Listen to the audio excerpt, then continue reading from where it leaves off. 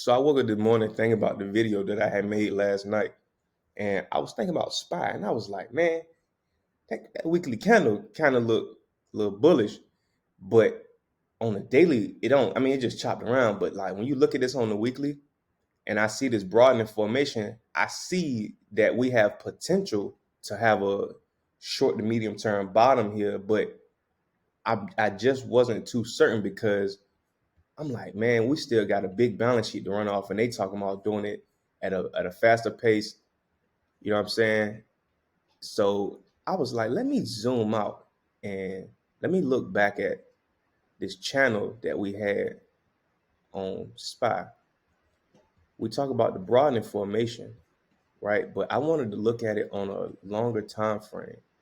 And if you go back and if you plot this, you see that you have room. You have a channel. So you now have room for a lot of upside potential unless markets just outright crash, which at this point they very well could. So I don't know if this is a long-term bottom or not. I'm skeptical of it just because of where the Fed is and where they have to go. So um, all I really care about is trying to as a trader, we just trade whatever is happening. But it's nice to kind of have a sense of what to look for. I was looking for a lot of bearish setups, and I was just like, man, like, yeah, this stuff do look bearish, but what's really about to happen in the next few days? And you don't want to miss any opportunities. So with the markets bottoming out here at this channel, testing the bottom side of this channel, which it seems to have established, we probably can go into this trading week being a bit bullish. And I wouldn't be looking for flush outs, which I honestly was looking for flush outs as of yesterday. But then I was just like, I was charting some stuff today, and I was like, man, this stuff don't look like it's about to flush. So I think markets can truly bounce. And honestly, I wouldn't. As of lately, when I've been bullish, I haven't been bullish on any one particular stock. I just been playing the indices because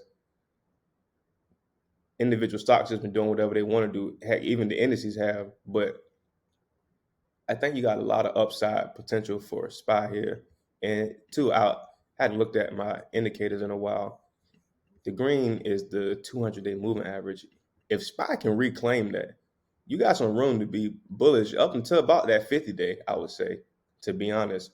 So if we can reclaim this 200-day, I mean, that's a good 20-point move that we can catch at least.